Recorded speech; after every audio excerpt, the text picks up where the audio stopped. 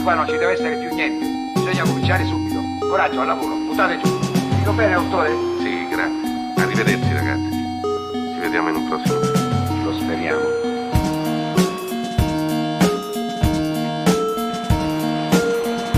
Ciao, marinai. Welcome to Cinema Italia, a podcast dedicated to the world of Italian cinema. Presented by me, John Bleasdale.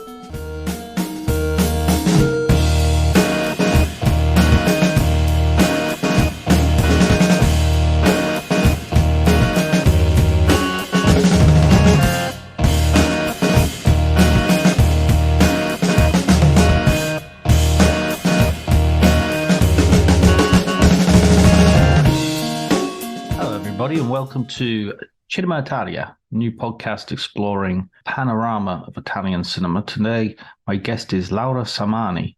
She is a young director of the wonderful film Piccolo Corpo, Small Body, which I saw at Cannes and which is now available on streaming platforms everywhere. And we're going to be talking about Non Essere Cattivo, which has a not great translation for the title in English.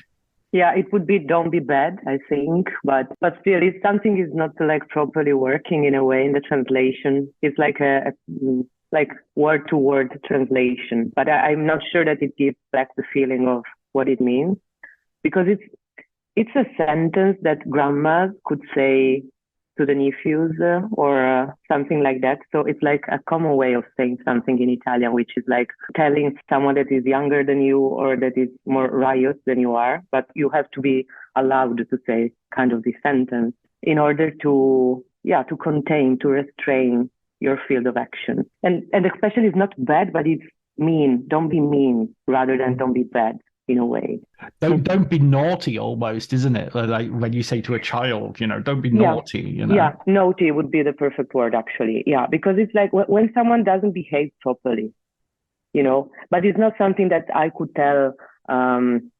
It's something that I could tell some friends of mine if they're being like unpolite. But still, it sounds weird, It's funny because it's in the film, as you know, there is this T-shirt on a teddy bear with it. And since I rewatched it before our meeting, I was like, wow, I didn't remember that because it still makes sense without reading it inside the film. So, but for me as well, I struggled a bit to find the proper film because in a way it's like this film will represent me because I will choose it and then it will tell something about my poetic. And then no, I stopped and I was like, so what was the event in a way that stick to me the most in the last years? So on a bigger scale, in a way, not only about like what inspired me, but mostly like what was the dynamic that most stayed with me. So I'm going to talk a lot about the dynamics and the process that brought to the film, because that was really impressive to me. Well, okay, let's start with that. First of all, just in case people haven't watched the film, let's to give them a sort of general sense of the story. How would you sort of summarize the story? Well, it's a story that is settled in 1995 in Ostia, which is the outskirts of Roma. It's a small town which is on the seaside, close to Roma. And the two main characters are Vittorio and Cesare, the two friends in their 20-something, I would say. They belong to each other since forever. So they're more brothers than friends, let's say. And they spend their days in illegal activities. So mostly they use and sell drugs. And they basically hang around, messing around a lot. Would you like me to spoil all the film, or should I stop somewhere? I think let's not spoil the ending. Although it's not a film necessarily of twists and turns. I mean, of course, no, it's not. Vittorio decides to sort of renounce his criminal past, his criminal activities. Yeah, he experienced like an hallucination moment due to drugs, and so he decides to change his life. He tries to resist to this call to the dark side, we could say. And he also tries to rescue Cesare as well. So this is where we start from in terms of plot. Absolutely. And this film was like, it's what, 2015? Yeah. And Claudio Caligari, the director, had made, I think, like just two films before this. Is that right? Yeah, this was the third film of his, and he was a very peculiar director because he realized these three films in a huge amount of time compared to what the usually production schedule is supposed to be, and which I strongly disagree with, by the way. So this is also one of the reasons why I chose this film, because as I was saying, like the process is super interesting and it's super peculiar. So his first film was Amore Tossico. Again, I don't know what about the translation, but it would be like Toxic Love. And it's, I think, 1983. It's in a way the father of Don't Be Mean, Don't Be Bad. So there is a lot from that film that still we can find it again in Non Essere Cattivo. And then a few years later, so the second one was L'odore della notte, the scent of the night. I'm literally translating word by word. I don't know what about the English title. And that was 1998. So yeah, it's like around 30 years. So one film each 10 years. Yeah, it is the scent of the night, by the way. That's exactly right. I'll just check Amore Tossico. Toxic Love.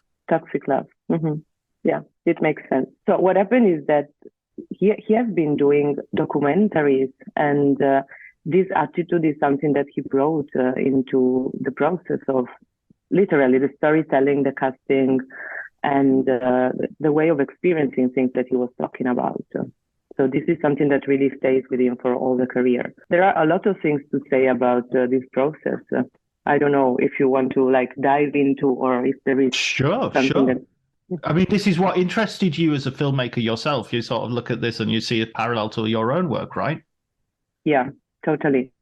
I think that the element that is most outstanding into all this dynamic is the fact that he was not writing in a room, like in front of a laptop or with pen and paper, but he was literally experiencing the environment he wanted to talk about. So in this case, he spent 2 years in Austria, hanging out with people, talking with them, and trying to understand what was happening on a social level, first of all. And this is something that I totally relate to, because it's something that, of course, compared to what the story is about, I tend to do. So this tells you that it's not like having the right idea, but it's kind of getting rid of your obsession in a way, in experiencing it, in staying the most with people, and creating a community. So this is also another element that for me is super important, because what happened during and immediately right after the realization of this film is that Claudio Caligari died. So this is super relevant in terms of what the film means today, because it was his third, but also his last film. And a huge community helped to finish the film. And I would say that, yeah, of course, there is a community, so it's a bunch of peers. But the person that I think spent the biggest efforts in that is Valerio Mastandrea, who is a very well-known Italian actor. He's brilliant. He's been working in, I think, most of the greatest film we could mention now. He has been working with Virzi, with Paolo Genovese. So just to mention some films, Tutta la vita davanti di Virzi, o La prima cosa bella, sempre di Virzi, Perfetti Sconosciuti by Genovese made a big splash. So I think it's pretty well known as a film. So yes, he's the producer of the film. He doesn't play any role, so he's not in front of the camera this time, but he was the main character in The Scent of the Night. So this is how they got in touch. This is how they met. And there is this sentence that he quotes sometimes, which is that Claudio told him, I'm dying as a loser and I only made 3 films. And he answered him, there are people that made more than 3 films and they're still losers.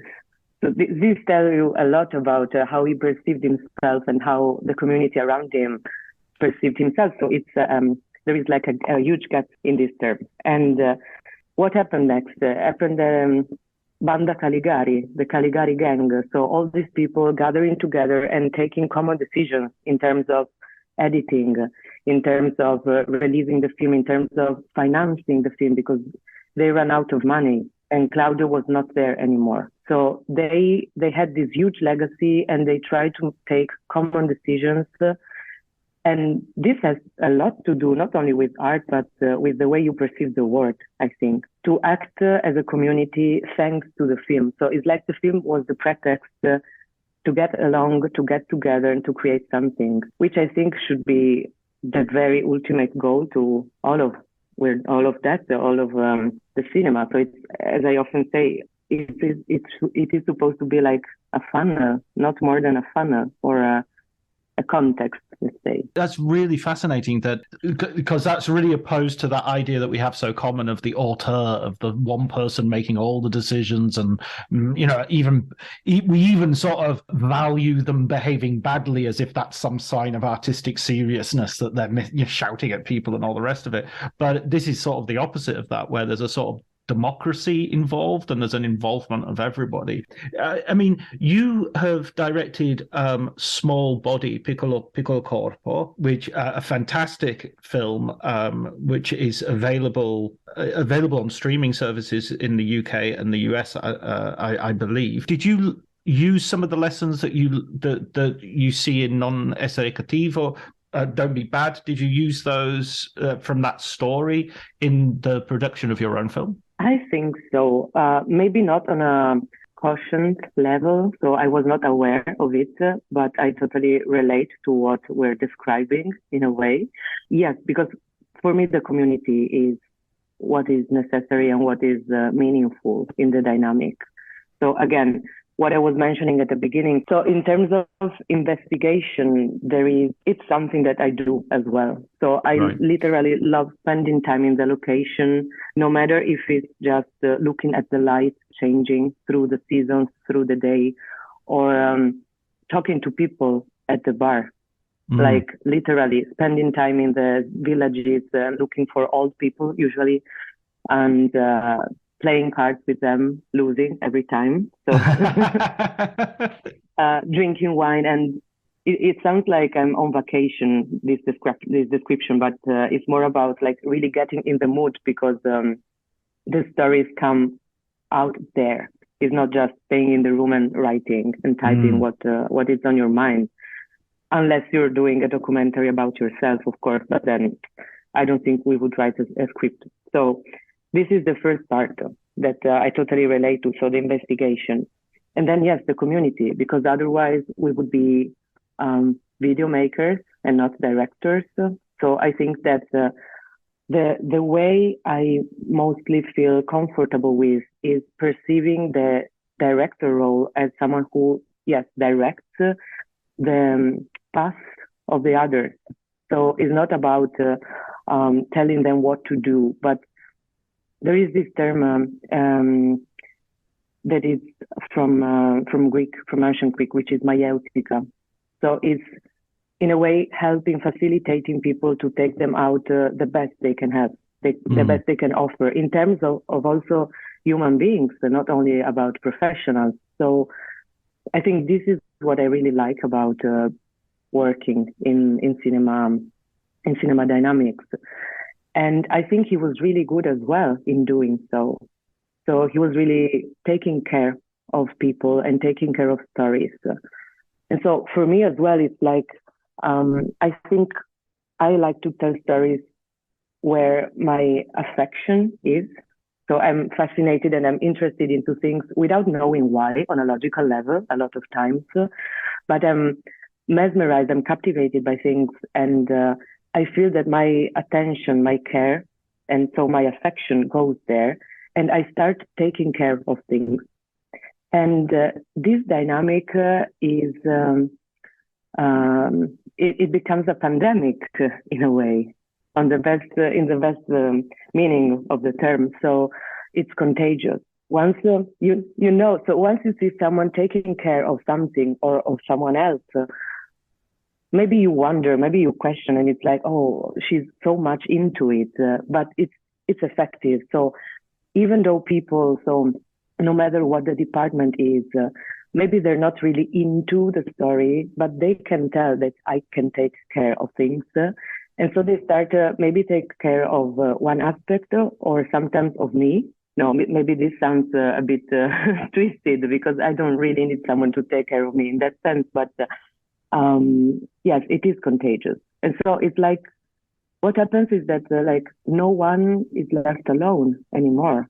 So no affection is left alone. And this is so precious. And it happens to be a healing process after all. So yeah, I know exactly what you mean. So you have some people not necessarily looking after you, but watching your back, and you know you can if you can giving you space to so you can concentrate on what you're passionate about and commit yourself to that, and know that somebody else is going to pick up some of the other things that you don't necessarily have time to concentrate on. And you see how mutual, and you see how mutual it is, because in a way you're taking care of them and of their past, and they're taking care of yours. So it's like if you ever get lost, they will be able to bring you back to the past, to the things you wanted to say, because sometimes it can happen.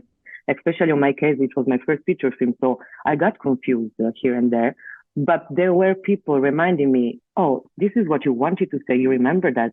This is you. I mean, this is your instinct. And so I was like, yeah. So sometimes, because we tend to link instinct to nature and to spontaneity, but I partially disagree on that. So sometimes we need people to bring us back to our instinct because we're looking ourselves too much from the outside, and you know what I mean? So absolutely. That's so interesting that the collaboration is actually a way of sort of maintaining your vision by you sort of give it to other people. And that means that in any given minute or, you know, situation where you're making decisions, they can sort of guide you back because they know your vision. Whereas if you're just keeping it all to yourself as a single sort of dictator with the only person with a vision, then you don't have that collaboration. You don't have that help. In that case, I recommend to change medium. So to rather go painting in open fields. I mean, because it's not a lonely field of art. It's very crowded. And this is its strength.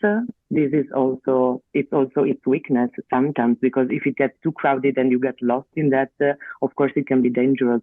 But yes, if we're defining it as a community experience, guided by a person that can express the willing of the whole community, because we created it around an affection. Yes, it totally works, and it works. Absolutely, that's a really interesting way of looking at it, I think, and it's something which you can also see in the films themselves. Going back to Don't Be Bad. So the story that you told us earlier on, of the film itself, it's set in the 1990s, which watching the film, I was sort of thinking that's a really interesting place to set it, because it's like, I mean, an interesting time period, because it's sort of pre-mobile phones. It's sort of the cars are all very chunky, and yet it's not like a period so far in the past to be covered with nostalgia. It's not the 70s or even the 80s, which would have sort of musical and fashion sort of signifiers that have become to some degree fetishized, perhaps more recently. Why do you think he's putting it in the 90s? Is that to do with the people he was meeting and talking to, or did he just want some distance? I'm not sure. I cannot properly answer this question, but I think that in that moment in Italy, we were witnessing something that was, on a social level, it was right on the edge.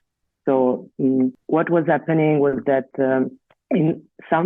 first of all, in some parts of every society, so in the outskirts of society, and this is what we're talking about, it doesn't really affect what is going on a higher scale, meaning that to make a comparison with more body, so if it was settled in the half of the 19th century, it wouldn't change a lot.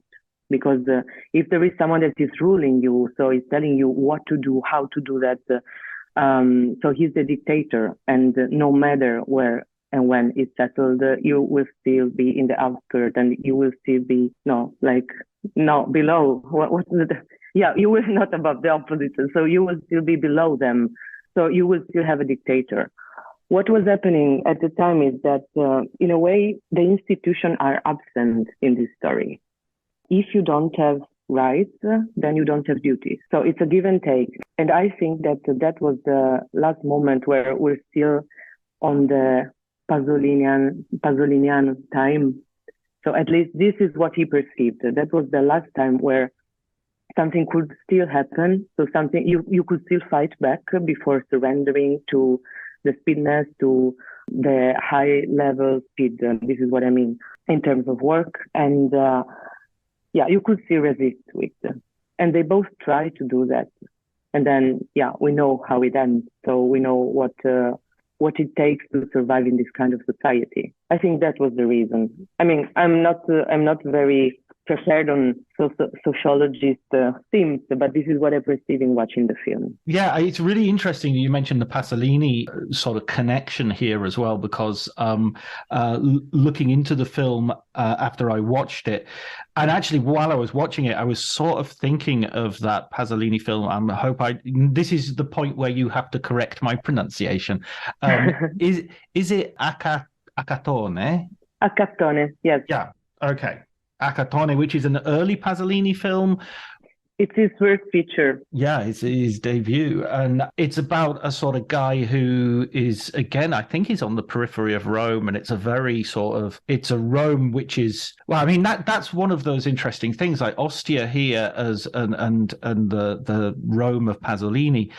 It's a place of sort of poverty. It's a place, in this case, Non Essere Cattivo, it's very wintry. Mostly, I mean, it gets a little bit summery towards the end, but it's not il bel paese. It's not this beautiful sort of luscious place that you want to stay there and sip your Negroni while you it's a place that is falling to pieces. It's a place which is a bit decrepit. A place of nightclubs and car parks and abusive, as you would say in Italian, the case abusivi, the sort of buildings which have been thrown up without much respect of building regulations. So it definitely has that connection with Pasolini, and it is that's what I'd not seen this film before you recommended it, and I really was interested watching it, fascinated in fact.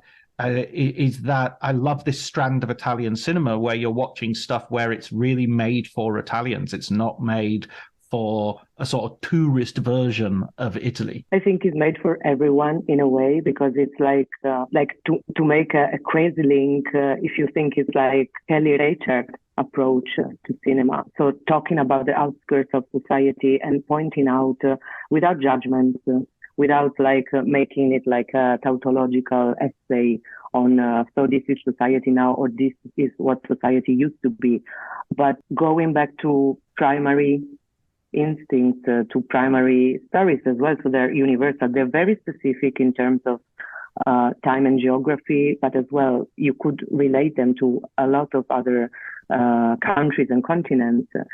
Yes, of course, it's diverging from the nice postcards. But I think that every country, so every culture has its own postcards, and this is definitely not the one. You were mentioning like sipping Negroni and so on, so La Bella Vita and eating pizza and going around like exploring the city with a Vespa. But still, I think that every culture has its own postcard. In a way, regarding Non Essere Cattivo, it's very much related to the middle class dream. So in a way, it's like the middle class dream could save you, but then eventually it doesn't. It will not. It will not, because it will never be enough. There is another film that is the debut film by I Fratelli d'Innocenzo, which was in Berlinale in 2018, I think. And it was La Terra dell'Abbastanza, which I don't really know how to translate it, because abbastanza means enough. So it's like the enough land. The word by word translation would be the enough land, but I'm sure that this is not the international title. And this is what the title is talking about. So will it? Just to give you the translation, it's or the English title, because it's definitely not a translation. The English title is Boys Cry. Wow. Okay. No. So I'm going to offer you the word by word translation, which would be the enough land. So it's like, the question, the not even hidden question in the Italian title is, will it ever be enough? So will we ever stop from wanting more? And I think that this is what Caligari is questioning in this film. So will it be enough? So will the new car, the new job, the new house, the new girlfriend, the new whatever you want to put in the list, because it's without end list. Will it ever be enough? So if you cannot go back to your roots, to your truth, and to who takes care again, going back to care again of you, will it ever be enough? So it's like a rabbit hole in a way.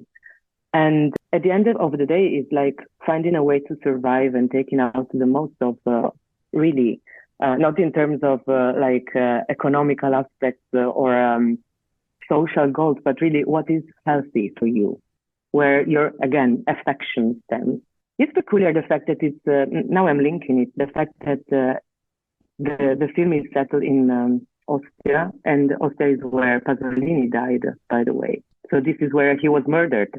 Yeah. In fact, yeah, that's another sort of layer to the film of this. I mean, it's this kind of beach community sort of, and that sort of gives it. There's something very melancholy about the sort of the beach in the middle of the winter. I mean, there's a great scene in the film where they're playing football. It's sort of one of the sort of few scenes of like sort of unambiguous, to begin with, unambiguous sort of just mucking about and enjoying themselves. And then he falls and he gets a syringe in his hand, and they're worried about AIDS, and now it's just like, wow, that's not even even the beach is full of these dangers, even this sort of, and even playing is full of danger. You don't see it coming because it totally tricks you. Like you're expecting to spend an afternoon with them, looking at them, hanging around and messing around with them, whatever crosses their way. And then this is what crosses their way. So yes, it's like going back to what is going on in those years. Yeah, it's totally unexpected. Yeah, absolutely. I wanted to talk a little bit about the two characters, so and also expand our discussion a little bit. As you say, it is made for everyone. It's not only made for Italians.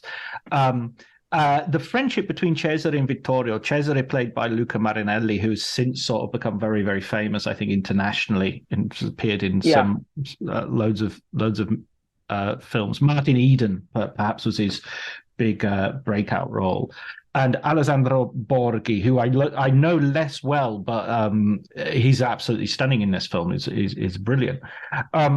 They're sort of reminded me very much of Mean Streets, the friendship between Johnny and Harvey, the Robert De Niro and Harvey Keitel character in Martin Scorsese's film. Cesare, the Marinelli character, is the one who's much more. He's the one who's always going to be in trouble. He's the Johnny boy of the pair. But at the same time, he's also kind of, in some ways, the more childish of the two, if that's or childlike. He's the one who gets the teddy bear, for instance, and has the niece who is who he looks after, and who seems to be like one of the few sort of human beings he has a really strong relationship with. They can talk on the same level as her, because he's basically not that. He's not much more mature than she is. He's still a child in a way, so he preserves his purity, and he really doesn't care about the consequences, and he's gonna suffer because of it. And he's the one who is resisting to the calls from the society. So what it is expected from him, and he will not surrender to it. So no matter what it takes, but maybe because he is not aware of what the consequences will be, he will resist to it. While Vittorio, so Alessandro Borghi, is definitely the one who is aware of what is going on the small level and on the big scale, on the both of them, and who tries to find compromises, which with compromises it goes with a lot of pain. So they're both losers somehow on this dynamic, but one is resisting, so one is saying is remaining fair, truth to himself, and the other one is trying to find compromises. And I think that yes, definitely Scorsese is a link. I don't know if it was a reference, like a clear reference in the mind of the director, but yes, the characters definitely resonate in Scorsese movie. And regarding the fact of how they ended up there, it's funny enough because they were both working already a lot. So both Alessandro Borghi and Luca Marinelli. Luca Marinelli, especially before this film, he had several small roles in other films, and he was already the main character, so the main actor in Solitude of Prime Numbers by Saverio Costanzo. But this was the film that definitely was the film for the both of them. So after that, they were like in the Olympus in a way.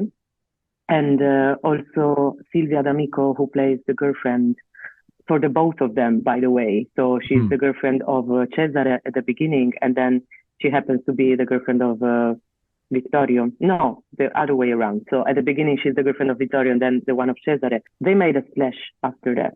And again, they were actively part of this community of the Caligari gang who took care of the process.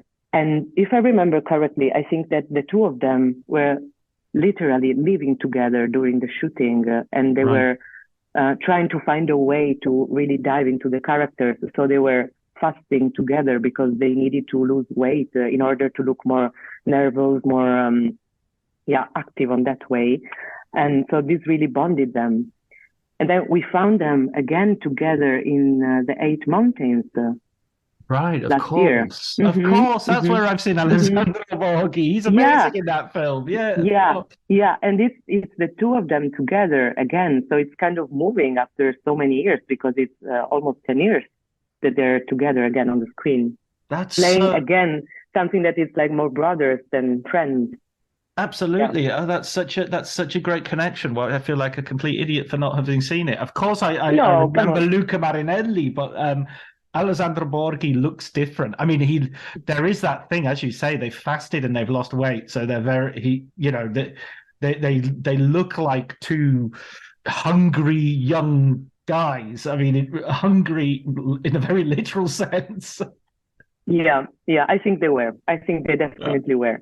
Yeah. But also, I think it affects your acting when you're really hungry. You know, I usually get bad when I'm hungry, I get hungry. Like, yeah.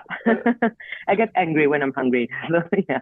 There's that brilliant scene as well I wanted to point out. I mean, there's some really good comedy in here, even though, you know, it's a film about sort of doomed youth. It's a film about people who are trapped in a sort of noirish sort of criminal environment that is quite familiar as a cinematic thing.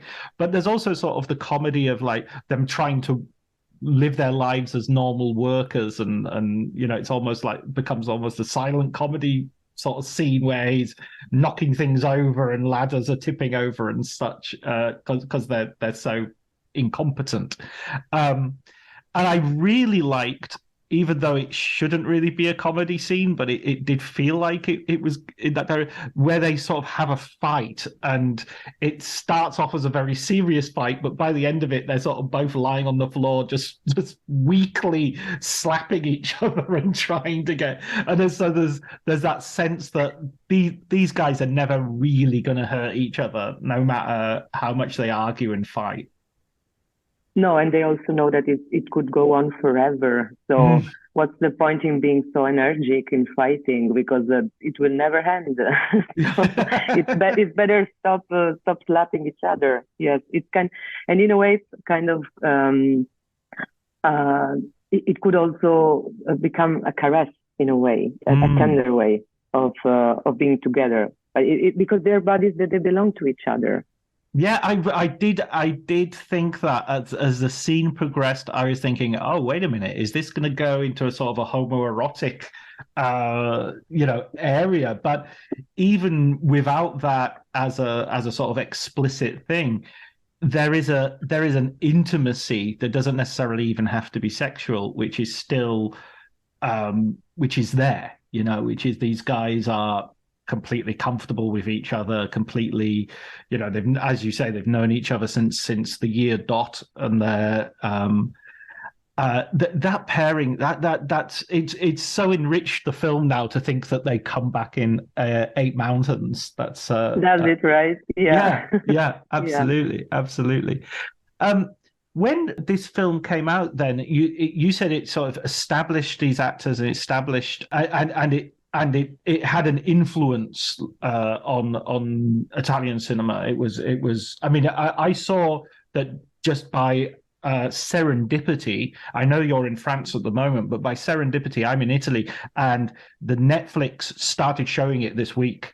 Yeah, I read it and I was like, wow, this is perfect because I hope that well now people will have chance to watch it because the fact is that Caligari was left out from the big audience and the big business logic, mostly because of his way of working, I think. So because of his schedule, because we don't have to forget that we're always dealing with an industry. So we don't talk about the industry of the water painting, and there is a reason why, but we talk about the cinema industry. So as well, I suffer of it sometimes because it's like there is someone demanding you and asking you to be on time, to follow a schedule. And as we both know, and as we all know, is not about like having an idea while you're having your shower and then the day after that you're shooting. It takes time. You have to be stubborn, you have to be resilient, and you have to find money to convince people. So it takes a lot. And sometimes you can get lost in that. But most of all, it takes time to go to the core of things. So I think that there is kind of a misreading of how the creative path goes, at least talking on my perception. It's like you don't find the idea hidden in a field inside a box and you undig it and it's ready and then you shoot it. It's not like that. It's not that there is a fairy coming and whispering in your ear. I wish it was, but no, it's more fun like this. You have like an intuition. You don't even know the reason why. So you start this process of investigation that we were mentioning, and it's like rebuilding something that is not there. So it's rebuilding something that, according to what Caligari wants to do, is naturalistic, but is not real. And it's really like a process of going back to something that has been built and like rebuild it and destroyed every time, because then you will have to do this process with every department all the time. You will question the process. You will question the idea. It's very easy to get lost in this, like I'm getting lost in this sentence because I don't really remember how I started with. But in a way, yes, he was left out from the very big audience because he was slow, and I'm using quote because I don't really think that he was at all. Right. So he was really in touch with his feelings. He was in touch with the necessity of telling stories, and it took what it took. But because of it, because if you're not smart, if you're not ready, if you're not fast, it's very easy to be left out. And in a way, I know it's not comparable, but I finished my first feature in 2021, and it has been released in 2021 and 2022. I already feel that I'm late for the second one, already, even though everything went good and I'm writing and I'm happy and we're financing, but there is constantly something, sometimes even not spoken, not even said in a clear way that, okay, what's next? What's next? And that is the industry. So sometimes it's very difficult to be in touch. Like you want to be ready. You don't want to be left out from this dynamic because you want things to be seen. But then what would you really like to see if I don't have nothing to say? And it takes time to understand what you want to say and what is affecting you. Oh, that's such an interesting way of putting it. Absolutely. Because, you're not just producing product. You're not just producing content. You're producing ideas. You've got, and as you say, that's the one part, the most vital ingredient. And if you haven't got anything to say, then maybe, yeah, you should have a think for a few years, and when you've got something to say, then you say it, rather than, I need, to produce X, in X amount of time. That's really fascinating. I do want to talk to you as well about Piccolo Corpo, Small Body. It was a film that I feel felt very individual and very. It felt very unique in my viewing. It's a period film set around, just for our listeners who might not have seen it, and without spoiling it. It's set in the northeast of Italy. It begins near sort of Trieste on the beach there. Again, a sort of wintry beach that is a connection with the film. And tells the story of a woman whose baby has died, and without being baptized, and she goes on a sort of epic journey, really, into the mountains to a sanctuary of the breath, where hopefully the baby can be revived only for the space of one breath, so that the soul will be saved, and the baby will be baptized in the short space of time it will be alive once more. This is such a magical film, and it's so magical, not in a sort of, well, going back to the fairy again, not in a sort of fairy dust way, not in a fairy dust way, but in a, it's just got such a presence of myth in here, and the possibilities of other realities, and yet at the same time it's absolutely earthy, and I'm saying all this so that you don't have to sort of advertise it yourself, if that's okay. I hope I'm not misrepresenting it. No, you pitched it perfectly. You pitched it perfectly. Oh, really. Brilliant. Yeah. And the reaction to this film was amazing. You got some great write-ups coming out of Cannes, and you won some prizes. You won prizes across the board in Italy as well. There was the Davide Di Donatello as best debut, and I could mention the European Film Awards as best debutant. So yes, now you're feeling this pressure about and I don't want to add to that pressure by saying, so what are you doing with it? but I mean, and you feeling that pressure, as you've just said, it's also, there must be a part of you that's also feels that you're in quite an enviable position, that you are in a moment where you, as an artist, you can do this. You know what I mean? It's like a musician who's played their first gig, and they're like, okay, I know I can do that. I know I can get on stage and play this. The fact, John, is that I don't really feel it. Like, I don't feel any position in a way, because I'm really grounded. So yes, I feel the pressure in terms of time sometimes, and starting with the fact that I totally think and hope that people survive no matter what I'm gonna do, so they don't stay up night thinking, oh, what's gonna Laura do next? So, and I highly recommend. Do. No, don't, because I think life is much more interesting lived in your own shoes, in a way, not expecting things from other people. But of course, it's about expectation for everyone in their life. So yeah, what I feel the pressure sometimes, and I think that this is something that we don't talk about enough in this society. So, but regarding every job, regarding every role we play in other people's life, and sometimes we pretend we're cool with that. Like, oh yes, of course I can deal with that. I can deal with this deadline. I can deal with this expectation again. I try to find solutions, like practical solutions, to experience life properly. And I'm not talking in the terms of what my job is, but who am I as a human being? So I love being surrounded by people that I love and that hopefully love me back in a way.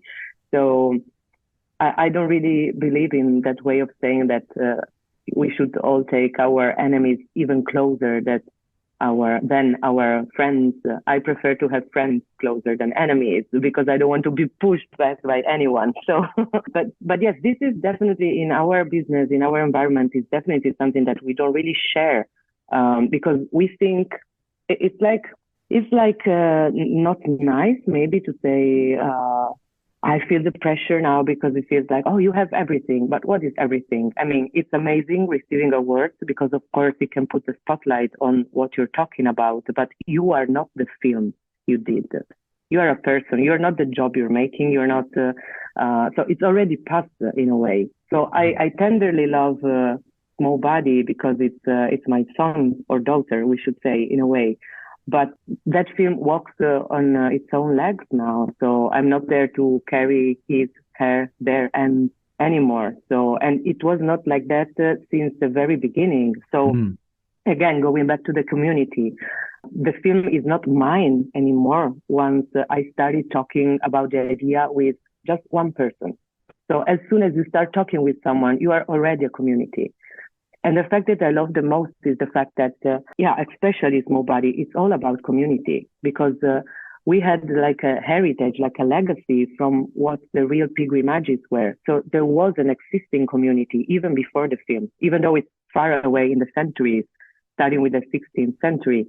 There was a community of people pilgrimaging to these shrines, to these sanctuaries, and then we were a community in rebuilding this story in a way. So already the troupe is, the crew is already a community. And then there is the audience community, which brings together people from foreign countries. They don't speak the dialect. They are not Catholic. I'm not as well, but who cares about limbo anymore? I don't personally. It doesn't even exist anymore since 2007, but still we know what loss is. We know how painful it is being detached from things we love. So I love this fact of having like a red line, like something connecting all these communities. And in a way, we can go back to Caligari again. So I love the fact that there is a community taking care of your legacy again. If someone's carrying the light and, the light doesn't belong to any one person. It's just passed on. As soon as it's sparked, it belongs to everyone. And you don't lose anything in sharing that. Is very like a socialist way of thinking about art. It's not like it's mine, it's private, and I'm going to keep this secret forever. So like, for example, it's something super difficult at the beginning for me because now that I'm writing the second feature, I want to talk about it with everyone down the street, sharing ideas and asking questions like, have you ever experienced this or that? And then no, because it's not time yet. So of course there are like marketing strategies, industry issues. So you don't have to talk like, yes, but not that much. So you have to really be careful about the amount of information to give. And this is working so badly with my attitude because I really love sharing. That's the fact. And this is why I'm telling that for me, it's a funnel cinema. Right, it's just going on. It's like a river that it's hard to stop. I mean, it reminds me of the lines from Percy Shelley, the poet, talking about love. He said, "Love in this differs from golden clay. That to divide is not to take away." You know, you share it doesn't mean it doesn't mean if you share with two people, it doesn't mean they get half each. It means they get one and one, so it becomes two. You know. Yeah, and it's like the flame that you mentioned. It's like when you light up more candles, you're not losing the fire in the original candle. So it's still there. Absolutely. That's amazing. And I totally sympathize with you as well as a writer.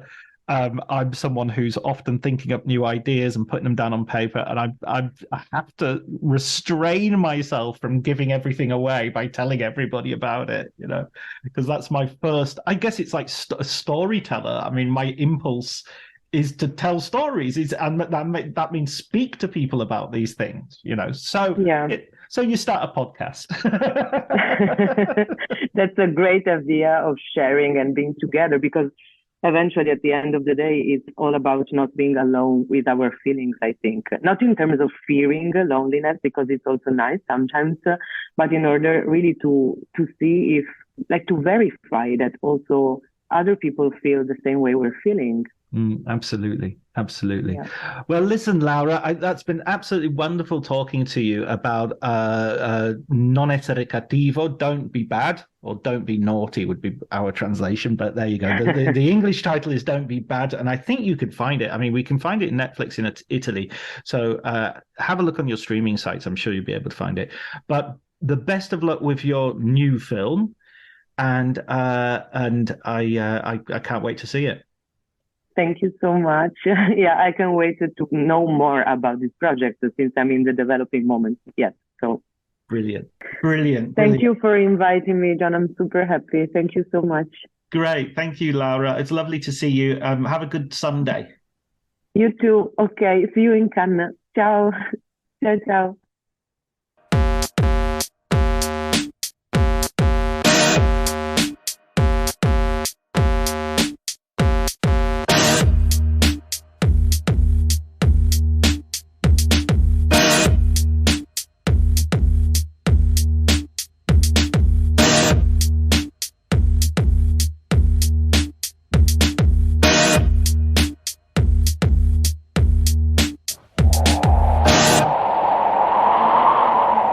Arrivederci ragazzi, ci vediamo in un prossimo film. Lo speriamo.